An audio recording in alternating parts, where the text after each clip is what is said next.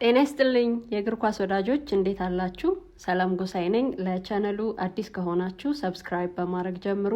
ፕሮግራሙን ከወደዳችሁት ደግሞ ላይክ እና ሼር እንድታደርጉ ይሁን። እናንተ ላይክ ባረጋችሁ ቁጥር ሌሎች የእግር ኳስ ወዳጆች ጋር ይደርሳልና ያንን እንድታደርጉ በትህትና ጠይቃችኋለሁ። እንግዲህ ሰሞኑን አነጋጋሪ ጉዳዮች አሉ። በተለይ በሊቨርፑል በኩል ከሞሳላ እና ከአርነ ስሎት ከገቡበት ነገር አስቀድሞም ሊቨርፑል በሜዳ ላይ በውጤት ይሁን በፐርፎርማንስ ወርዷል እና አሁን ቀውስ ውስጥ ነው ያለው ማለት ይቻላል። እና ከዛ ባለፈ ግን ሰሞኑን ትኩረትን የሳበው ጉዳይ የሞሳላ ጉዳይ ነው። እሱ ባፈነዳው ሁኔታ ተጠቅሞ የቪርትስን መንገድ መደልደል ማመቻቸት እና የአሌክዛንደር ኢዛክን ጉዳይ እንደዚሁ እድገቱ ላይ መስራት ለአርነ ስሎት የተመቸ ይመስላል። ቡድኑ እንግዲህ የሞሳላ ሆኖ ይቀጥላል ወይስ ደግሞ የፍሎሪያን ቪርትስ ይሆናል የሚለው በብዙ አነጋጋሪ ነው።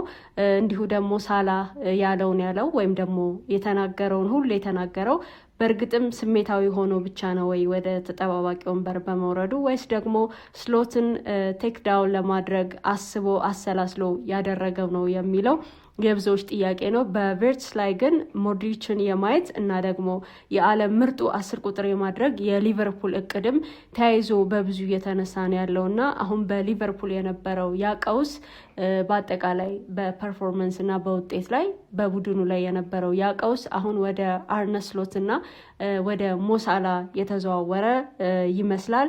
ይሄንን ጉዳይ በመጠኑ ለማንሳት ነው። መሐመድ ሳላ እንግዲህ አጠቃላይ ሀሳቡ ተገፍቻለሁ የሚል ነው። በሊቨርፑል ያለው ቀውስ ነው እንግዲህ ይሄንን ነገር አከታትሎ ያመጣው።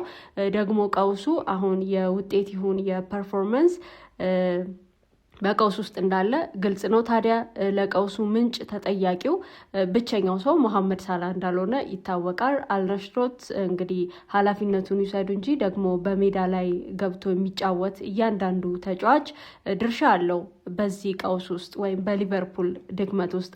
አርነ ስሎት እንግዲህ ከገቡበት የውጤት ወይም የፐርፎርማንስ ቀውስ ለመውጣት ተጫዋቾችን ቀያይረው ያሰልፋሉ። በተለይ ደግሞ በፊት መስመሩ አማራጮች አሏቸው እኚህ ሰው። አዳዲሶቹን ደግሞ የቀድሞዎቹንም እየተጫወቱ ነው የሚገኙት በሊቨርፑል ቡድን ውስጥ እና አርነ ስሎት የኤኪቲኬ እና የአሌክዛንደር ኢዛክ መምጣት እንግዲህ ደቂቃዎችን መካፈል ይኖርባቸዋል። ያንን እንደሚያደርጉ ይጠበቅ ነበር፣ ደግሞም እያደረጉት ነው።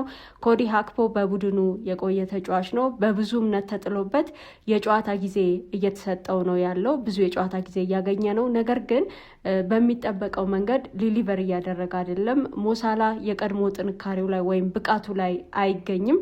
ታዲያ ሞሳላን ተጠባባቂ ማድረግ ወደ ቤንች ማውረድ እንግዲህ ለሌላ ደግሞ እድል መስጠት እንደ ፌዴሪኮ ኬዛ ላለም ተጫዋች እድል መስጠት እንግዳ ነገር ቢሆንም ግን ደግሞ እሱን ወደ ተጠባባቂ ወንበር ማውረድ በእርግጥ እንግዳ ነገር ነው። ግን ሌሎቹን እየቀያየሩ ማስገባት ላይሆን ይችላል በሊቨርፑል እና ይሄንን ተከትሎ እንግዳ ነገር ነው ማለት ይቻላል። ለረጅም ጊዜያት እንግዲህ እሳቸው ከመጡበት ጊዜ ጀምሮ እስከ ዌስትሃሙ ጨዋታ ድረስ አንድም የፕሪሚየር ሊግ ጨዋታ ያላመለጠው ሁሉንም በቋሚነት የጀመረ ተጫዋች ድንገት እንደዚህ ወደ ተጠባባቂ ወንበር ሲወርድ እንግዳ ነገር ሊሆን ይችላል። ግን ደግሞ ተገቢ ነውም ብሎ ማሰብ ያስፈልጋል። ቡድኑ ከገባበት የውጤት ደግሞ የፐርፎርማንስ ቀውስ ለማውጣት ነገሮችን መሞከር በጣም አስፈላጊ ነው።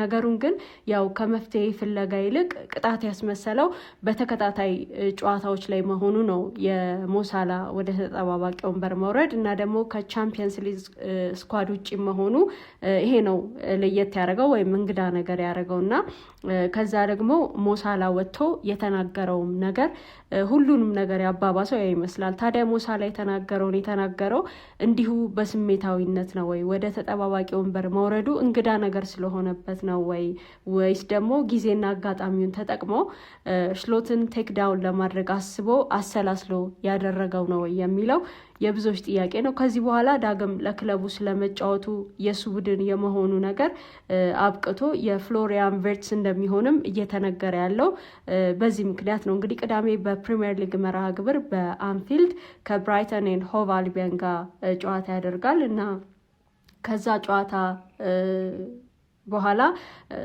ሳላህ ከግብጽ ጋር እንግዲህ ለብሔራዊ ቡድን ግዳጅ ለተደረገለት ጥሪ ወይም በዛ ለሚኖረው ኢንተርናሽናል ዲቲ ሪፖርት አድርጓል እና ከዛ በኋላ ኢጂፕት በአፍኮን እስከ ፋይናል የምትጓዝ ከሆነ እስከ ጃንዋሪ 19 አይመለስም ማለት ነው።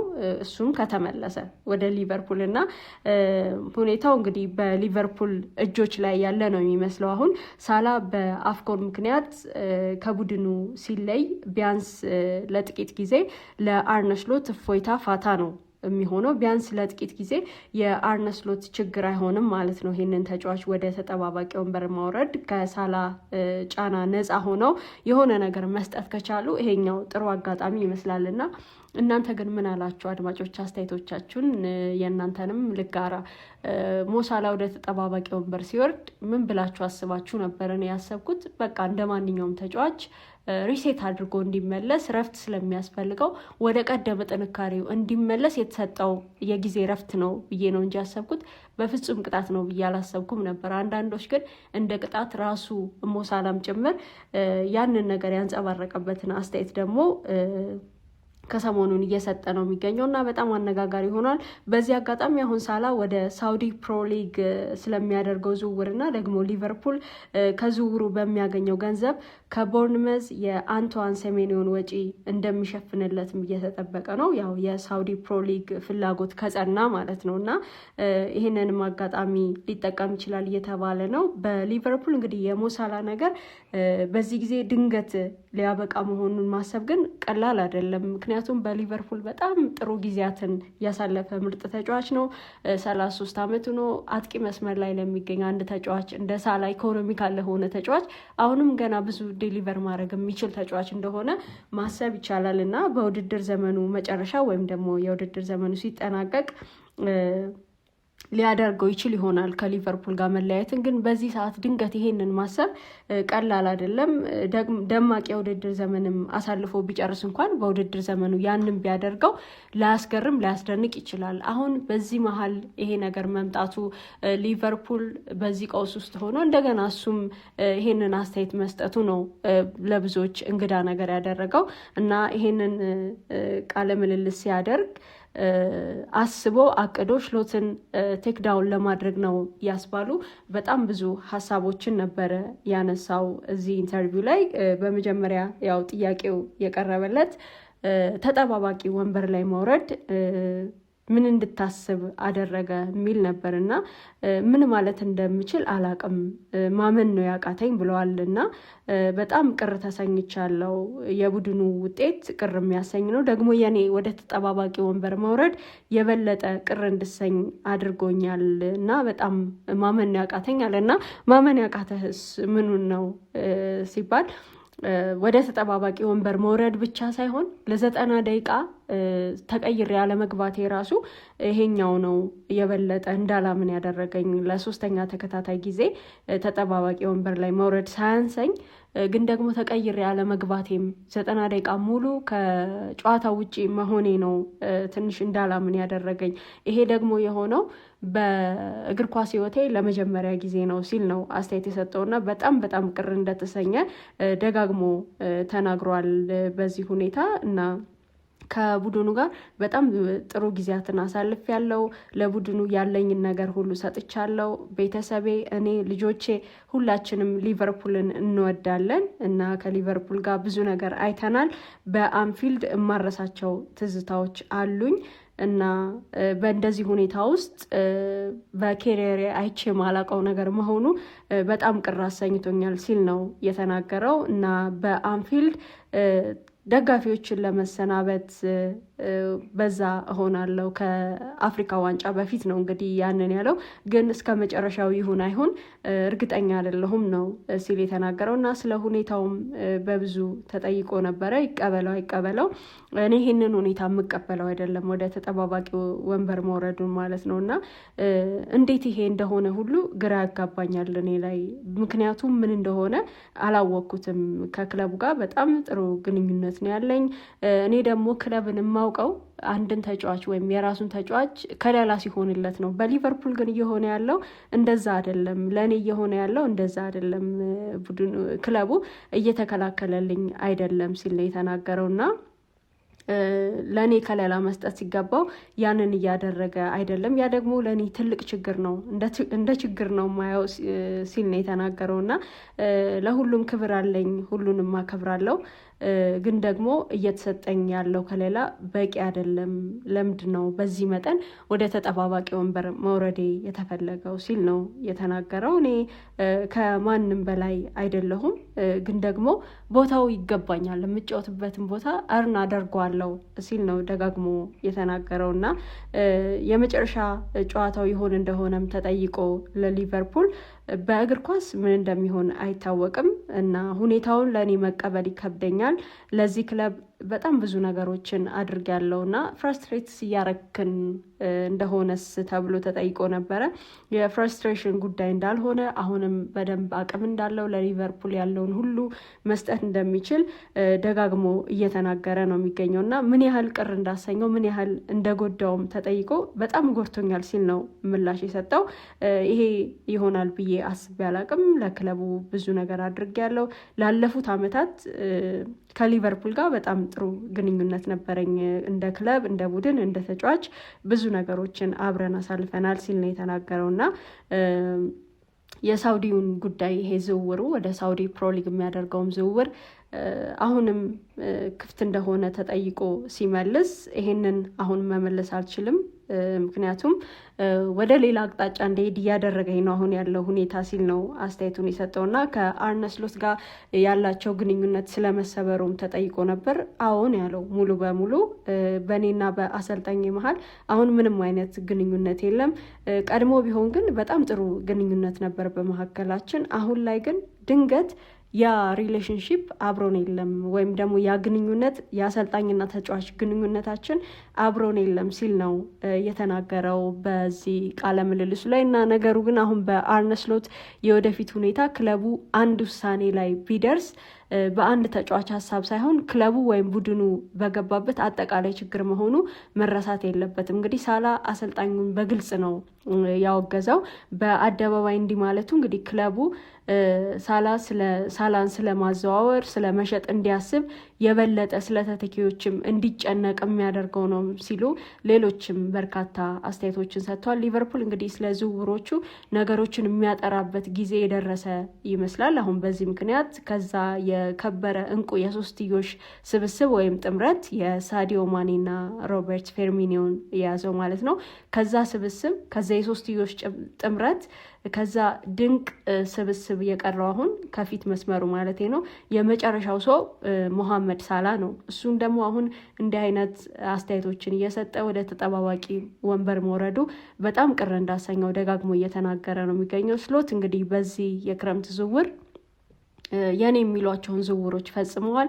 ሊቨርፑልም ሽፍት እንደሚያደርግ ምልክት የሰጠበትም ነው ማለት ይቻላል።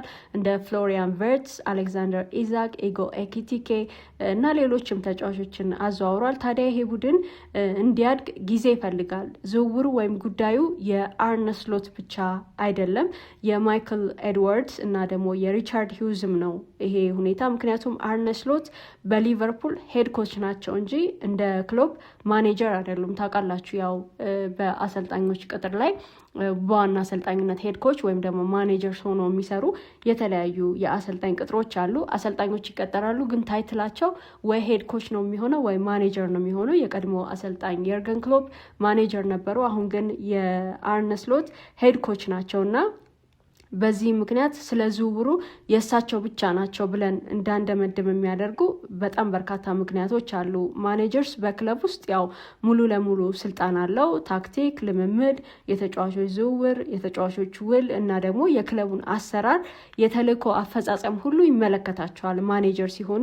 ሄድ ኮች ግን ሲሆኑ ቀዳሚ ትኩረቱ ሁሉ የሜዳ ላይ ፐርፎርመንስ ነው፣ ልምምድ ነው፣ ታክቲክና የቡድኑን እድገት ነው በደንብ የሚቆጣጠሩትና በዚህ ምክንያት እንግዲህ በስፖርቲንግ ዳይሬክተሩ ሴት ከተደረገው ፍሬምወርክ ጋር ነው አብረው የሚሰሩት እንጂ ለብቻቸው የሚያደርጉት ነገር የለም። ማኔጀርስ ደግሞ ውሳኔ ላይም ያው በደንብ ትልቅ ሰው ያላቸው፣ ሄድ ኮች ግን ያው ተጫዋቾች ሲመጡ አብረው መስራት በእርግጥ የእነሱም ሰው ይኖራል፣ ግን በዋናነት ለብቻቸው የሚያደርጉት ነገር አይደለም። ሄድ ኮች ሆኖ ሲመጡ ማኔጀርስ ያው የሁሉ ነገር አለቃ ነው። ሄድ ኮች ደግሞ ሜዳ ላይ ስላለው ነገር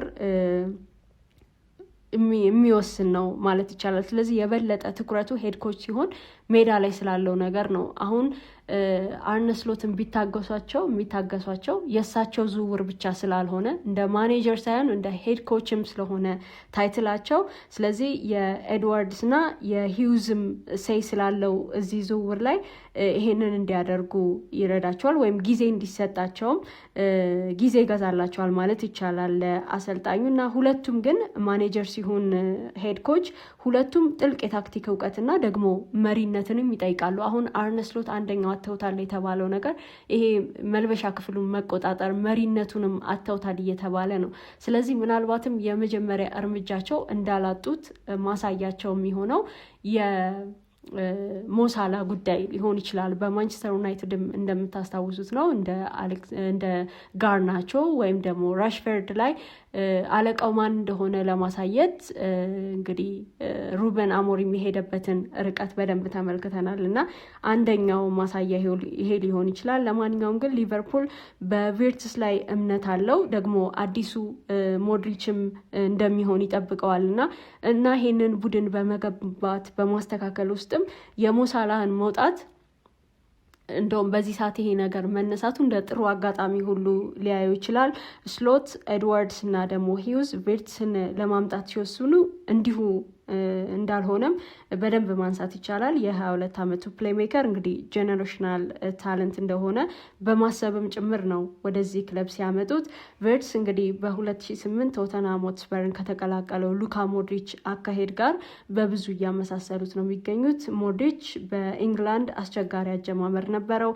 በእድሜም ያኔ ወደ ስፐርስ ሲዘዋወር 22 ዓመቱ ነበር። አሁንም 22 ዓመቱ ነው። ቪርትስ ደግሞ በፊዚካሊቲም በጣም በብዙ ያመሳስሉታል።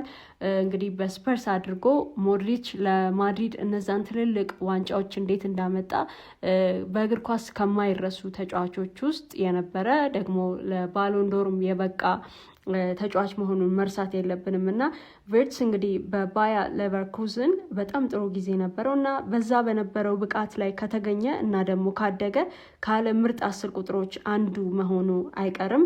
አሌክዛንደር ኢዛክም ባለፈው የውድድር ዘመን የሊጉ ምርጥ 9 ቁጥር እንደነበር ይታወቃል እና ስኬት ከሁለቱም ጋር ከተገጣጠመ ከነዚህ ሁለት ተጫዋቾች ጋር ከተገጣጠመ እንዲሁ ደግሞ ኢጎ ኤኪቲኬ በጥሩ ፎርም ኮንሲስተንት ሆኖ ከቀጠለ ሊቨርፑል ስለ ሳላ ማሰብ ያቆማል ማለት ነው። ግን እዛ ደረጃ ላይ ለመድረስ ወይም ይሄ ስኬት በእነሱ ብቻ የሚመጣ አይደለም።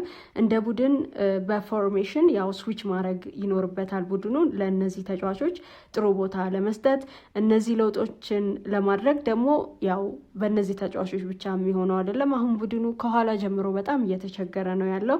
ከኋላ የተጫዋቾች ጥራት በጣም ያስፈልጋል። አስተማማኝ ሴንተር ሃፍስ ያስፈልጉታል ይሄ ቡድን እና የአፕሮች ለውጡ ደግሞ ለሳላ ተስማሚ ቦታ ላይኖረው ይችላል እና በዚህ መንገድ ባይሆን ጥሩ ነው ከሊቨርፑል የሚወጣበት ጊዜ። ግን ደግሞ እሱ ቢወጣ ሞሳላ ቢወጣ ሌላ እቅድ የረጅም ጊዜ እቅድ ይዞ የተነሳ ቡድን ነው። ያው ውሉንም ሲያራዝም የነበረውን ነገር ታስታውሳላችሁ። ከ12 ወራት በፊት እንግዲህ ሳላ ስለ ውል ማደሱ ወይም ደግሞ ስለ ኮንትራቱ ማስጠንቀቂያ ሲሰጥ ሞር አውት ዳን ኢን የሚል አስተያየት ሰጥቶ ነበረ፣ መነጋገሪያ የሆነ በመጨረሻም ውሉን አድሶ ቀጠለ። በጣም ግን አነጋጋሪ ነበር። ወዲያው አይደለም ይሄ ውል የታደሰው ወይም ደግሞ ብዙ ሳይባልለት አይደለም፣ ረጅም ጊዜ ከቆየ በኋላ ነው ውሉ የታደሰው። ይህ እንግዲህ የአሁኑም ነገር ወይም አስተያየት ተመሳሳይ ዓላማ የያዘ ይመስላል። ስለ ውል ባይሆን ደግሞ በክለቡ ወይም በቡድኑ ስለሚኖረው ቦታ።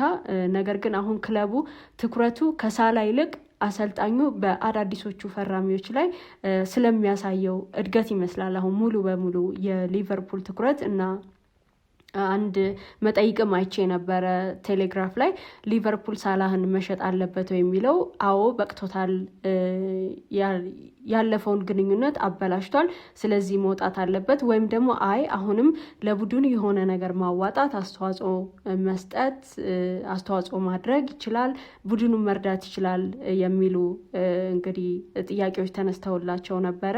9040 አጠቃላይ ድምጽ ነበር እኔ እስካየሁት ድረስ እና አዎ በቅቶታል፣ ያለፈውን ግንኙነት አበላሽቷል የሚሉ 90% ናቸው። ይሄን ያህል ቁጥር አልጠበቅኩም እውነት ለመናገር እኔ አይ አሁንም ለቡድኑ የሆነ ነገር ማዋጣት ይችላል፣ አስተዋጽኦ ማድረግ ይችላል ያሉት ደግሞ 10% ብቻ ናቸው።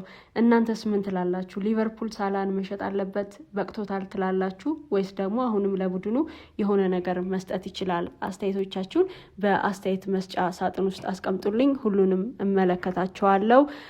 ለቻነሉ አዲስ ከሆናችሁ ሰብስክራይብ ማድረግ እንዳትረሱ። ፕሮግራሙን ከወደዳችሁት ደግሞ ላይክ እና ሼር እንድታደርጉ ይሁን። ስለሰጣችሁኝ ውድ ጊዜ አብራችሁኝ ስለቆያችሁ እጅግ አድርጌ አመሰግናለሁ።